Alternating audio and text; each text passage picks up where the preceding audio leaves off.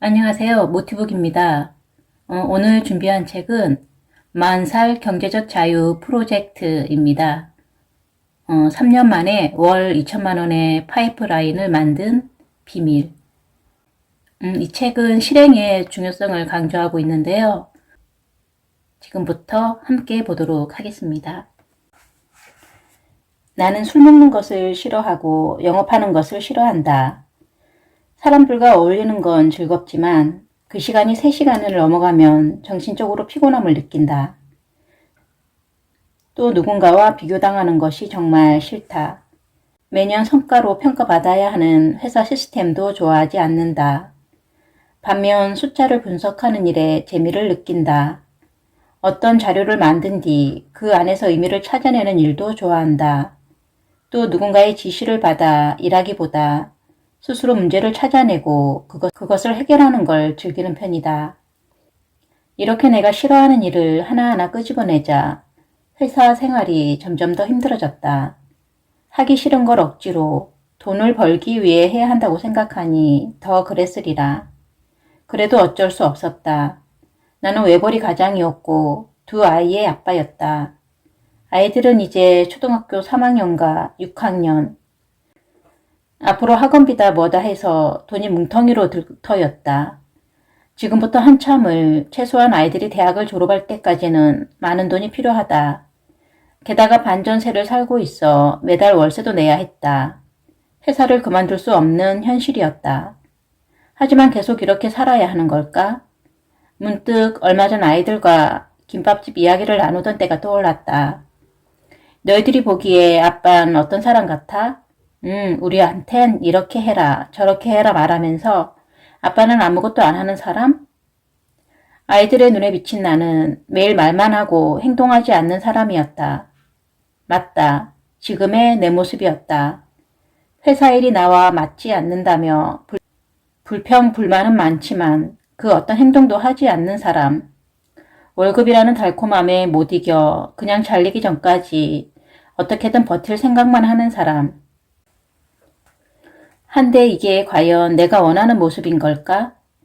더 이상 이렇게 살고 싶지 않았다. 이런 아빠이고 싶지 않았다. 최소한 뭐라도 좀 해보자. 이 말이 입 밖으로 툭 튀어나왔다. 지금의 생활이 만족스럽지 않다면 이를 타파하기 위해 뭐라도 해봐야 하는 게 아닐까? 월급을 위해 회사에 다니는 것도 나쁘지 않다. 그게 바로 가장의 역할 아닌가?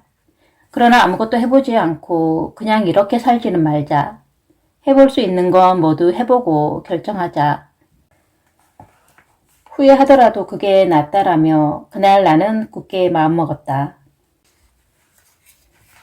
3년이 지나고 2019년 말 드디어 회사를 나왔다.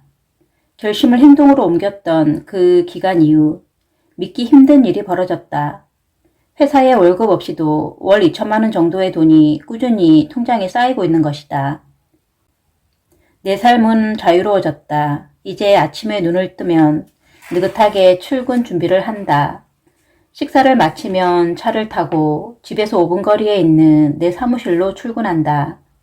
아파트 지하주차장에서 사무실 지하주차장으로 들어가니 집을 나설 때 날씨가 추운지 비가 오는지 확인할 필요도 없다. 이런 삶도 가능했던 것이다. 맨날 꿈만 꾸던 삶이 실제 눈앞에 펼쳐진 것이다. 대체 3년 동안 나에겐 무슨 일이 일어난 걸까? 안정적인 수입, 내가 하고자 하는 일에서 당장 매출이 나오지 않더라도 다른 루트를 통해 들어오는 일정한 수입이 필요했다. 그럼 대체 얼마가 필요할까? 먼저 우리 집 생활비가 매월 얼마 정도 들어가는지 살펴보기로 했다.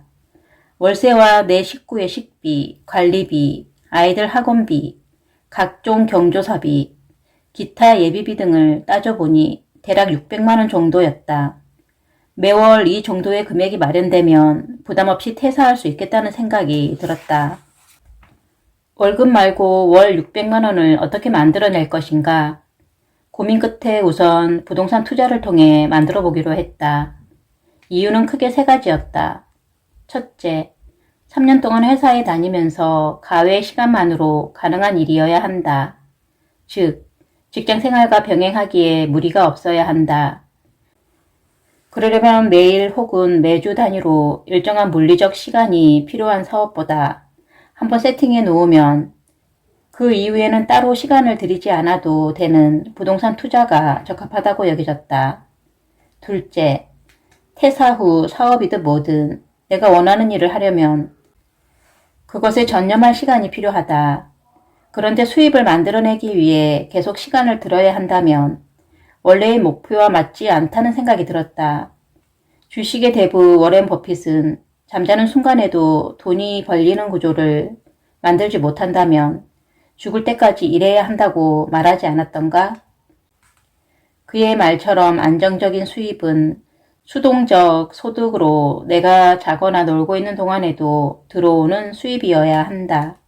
셋째, 내가 지금까지 해온 일이 바로 부동산 펀드 매니저다. 10년 넘게 해왔으니 다른 사람들보다 부동산 투자를 더 잘할 수 있을 거라는 왠지 모를 자신감이 들었다. 그렇게 2016년 상가 투자를 하기 위해 공부에 몰입했다. 나에게 경제적 자유를 가져다줄 파이프라인의 첫 단추로 상가 투자를 선택한 것이다. 상가 투자 외에 다른 투자들도 포트폴리오로 분산해야겠다는 생각이 들었다.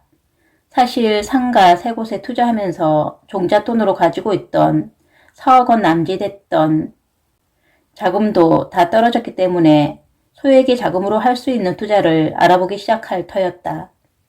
이런저런 조사를 하며 한참을 찾다 보니 2가지 종류의 투자가 눈에 들어왔다.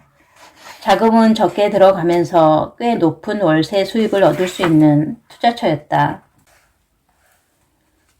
하나는 태양광 발전 사업이었다. 업무로 알게 된 투자기관 담당자가 태양광 발전 사업 대출에 대해 이야기해 주었다. 그의 말에 따르면 태양광 발전 사업은 자기 소유의 땅이 있으면 큰 자금 없이 높은 대출을 일으켜 할 수 있는 투자처였다. 자금이 아무리 적게 들어간다 해도 기본 자금은 필요했기에 갖고 있는 상가를 하나 팔아 자금을 충당했다. 또 하나는 꼬마 빌딩을 신축해서 월세를 놓는 방법이었다. 꼬마 빌딩이 자금 회수가 좋은 이유는 신축 시 대출이 많이 나오기도 하고 일부 가구의 임대를 월세가 아닌 전세로 놓으면 자금을 회수할 수 있기 때문이다. 게다가 매월 월세 수입도 얻을 수 있다. 이렇게 지난 3년 동안 몇 가지 투자를 진행했는데 어느 하나 실패 없이 잘 돌아가고 있다. 이제 내 통장에는 상가에서 월 200만원, 태양광에서 월 1000만원, 꼬마 빌딩에서 월 300만원 정도의 수입이 들어온다. 그리고 투자했던 경험을 바탕으로 강의도 하고 있는데 강의료로 월 평균 500만원 정도의 수입을 올리고 있다. 세상은 계속 변한다. 3년 동안 정부의 세금 규제, 대출 규제도 엄청나게 변했고 투자 환경도 완전히 달라졌다. 우리에게 필요한 건 일회성 투자 방법이나 일회성 사업 아이템이 아니다. 어떤 목표를 정하고 그 목표를 어떻게 달성할지 아는 것이 가장 중요하다. 지금까지 살던 삶과 다른 삶을 꿈꾸는 사람에게 나는 3년 후 목표를 정해보라고 말한다. 어떤 목표여도 좋고 목표가 여러 개여도 좋다. 사람이 3년이란 시간 동안 한 가지 목표에만 매진하는 것도 이상하지 않은가? 10년짜리 계획은 현실성이 떨어진다. 10년 전을 생각해보자. 부동산을 예로 들면 2010년대 부동산 시장은 글로벌 금융위기 이후 끝났다고 평가받았다. 앞으로 인구가 줄기 때문에 폭락할 일만 남았다며 이제 부동산으로는 돈 벌기 어렵다는 의견이 대다수였다. 그러나 그로부터 10년 뒤 부동산 시장은 폭발했고 자산 가치는 상상할 수 없을 만큼 뛰어올랐다. 1년으로 목표를 세우면 급한 것이나 당장 할 수 있는 작은 것에만 집중할 가능성이 높다. 예를 들어 3년 뒤 목표를 월 500만원 수입이라고 가정해보자. 그러면 1년 뒤에는 월 50만원, 2년 뒤에는 월 200만원, 3년 뒤에는 월 500만원. 이런 식으로 첫 1년의 목표를 낮게 설정하면서 준비 기간을 둘 수 있다. 그런데 1년 뒤 목표를 월 200만 원이라고 무리하게 정하면 어떻게 될까? 이제 걸음마를 뗀 아이가 마라톤을 해야 하는 것과 같다. 준비하고 연습하는 과정에서 뭔가 잘못될 상황을 염두에 두어야 한다. 그런 의미에서 목표는 3년 뒤로 정하고 1년차 목표는 조금 낮게 잡길 권한다. 그래야 생각의 폭이 1년 후를 생각할 때보다 더 넓어지고 목표를 실현할 수 있는 다양한 아이디어를 떠올릴 수 있다. 내가 무엇을 원하는지, 어떤 삶을 살길 원하는지, 나는 목표를 설정하기 위해 먼저 지난 일주일 동안 하기 싫지만 해야 했던 일을 노트에 쭉 적었다. 이전까지 인식하지 못했던 자신의 모습이 보이면서 스스로가 어떤 사람인지 대강 파악하게 된다. 이런 것을 잘하고 좋아하는구나. 저런 것은 정말 싫어하는구나 하는 것이 보인다. 바로 그 지점에서 지금 이 삶을 계속 유지할 것인지 다른 삶을 살 것인지 고민해야 한다. 우리는 내가 원하는 몇 년 후의 모습과 그것을 실천하기 위한 방법, 이 두 가지에만 집중하면 된다. 자신에게 맞는 방법을 골라 단기 목표를 설정하자. 잘 만든 단기 목표는 장기 목표를 이루는데 좋은 친구가 된다. 인생에서 내 마음을 알아주고 나의 성장을 축하해주는 친구가 큰 버팀목이 되듯 단기 목표 역시 그렇다. 앞으로 나아가는 데 필요한 것은 바로 명확함이다. 대체 명확하다는 건 무엇일까? 나의 목표를 처음 만나는 사람에게 이야기한다고 가정해보자. 그가 묻는다. 목표가 무엇인가요? 당신은 그에게 그동안 세운 목표와 경로에 대해 10분간 설명한 후 그 사람에게 종이를 준다. 그리고 당신에게 들은 내용을 자신이 이해한 대로 적어보라고 했을 때 당신의 목표와 동일한 결과가 나온다면 명확한 것이다. 목표에서 구체적으로 표현할 수 있는 것은 최대한 숫자로 표현하는 게 좋다. 당신이 정한 목표와 경로를 다시 살펴보자. 숫자로 표현할 수 있는 것이 더 없는지, 명확하게 정리할 수 있는 것이 더 없는지 꼼꼼히 찾아보자. 직장에서 일할 때 우리는 상사가 지시하면 그 지시에 따라 일했다. 시간, 환경, 여건을 어떻게 활용해야 하는지도 대략 정해져 있었다. 그러나 정작 자기 인생을 위한 목표를 세우고 그것을 달성하기 위한 경로 탐색은 해본 적이 없다. 경험이 없으니 당연히 스스로 얼마나 어떻게 할 수 있을지 가늠조차 하기 힘들다. 이런 상황에서 해결책은 단 한 가지다. 나의 목표를 달성하기 위한 경로를 가능성 여부를 떠나 마구 적어보는 것. 그것뿐이다. 지금 현재 할 수 있는 일부터 완전히 허황된 일까지 이것저것 적다 보면 그 안에서 나름대로 길을 찾을 수 있다. 여기서 포인트는 닥치는 대로 모조리 다 적는 것이다.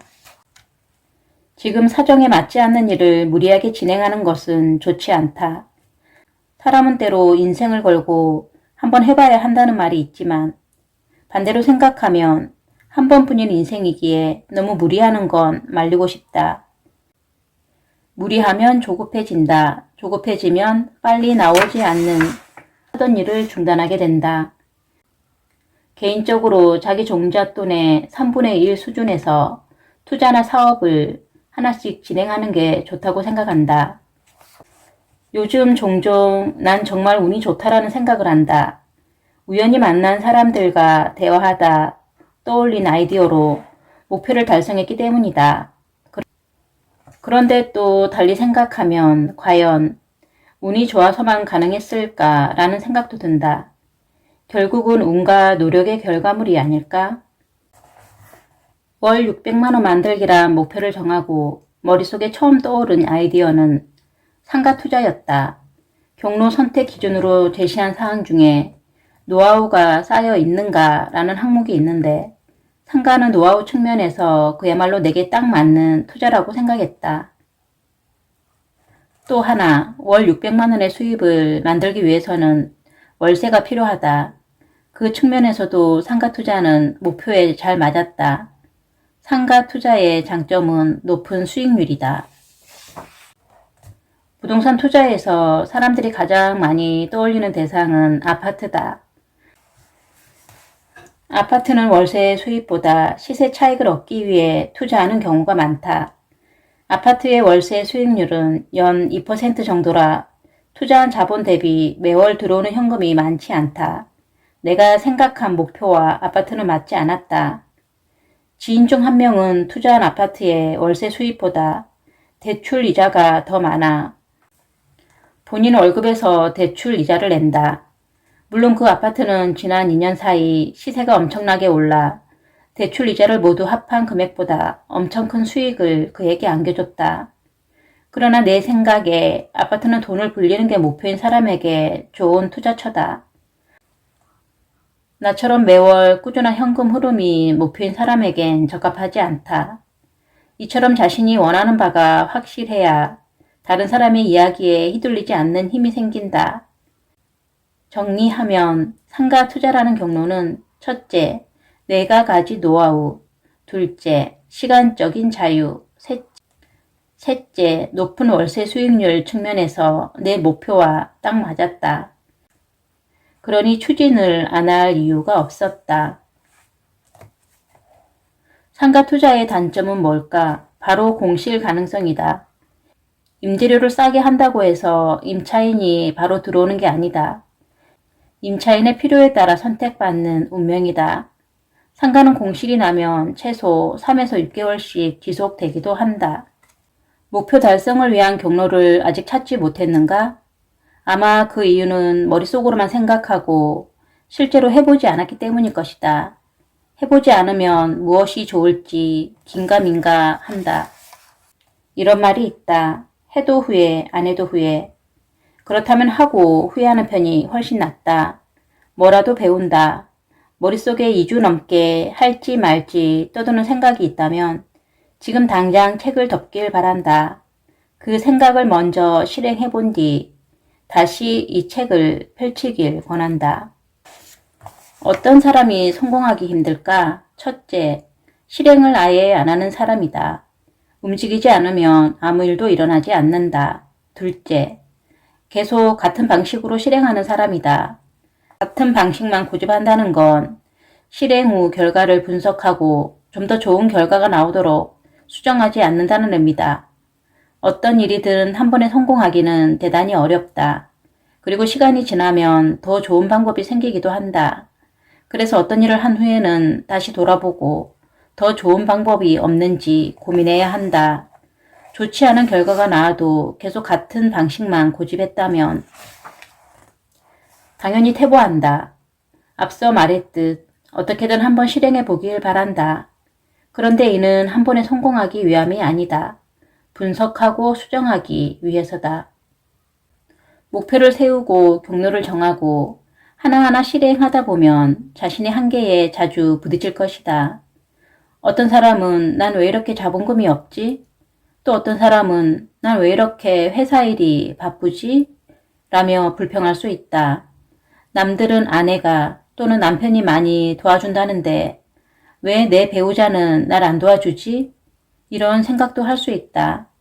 그렇게 불평해봤자 인생엔 아무런 도움이 되지 않는다. 모든 사람이 다 완벽한 조건에서 출발할 수 없다. 다만 내게 주어진 조건 안에서 할 수 있는 뭔가를 하는 것. 그것이 목표 달성의 시간을 줄이는 유일한 방법이다. 더 큰 목표를 향할 때 중요하게 고민해야 할 마지막은 사람이다.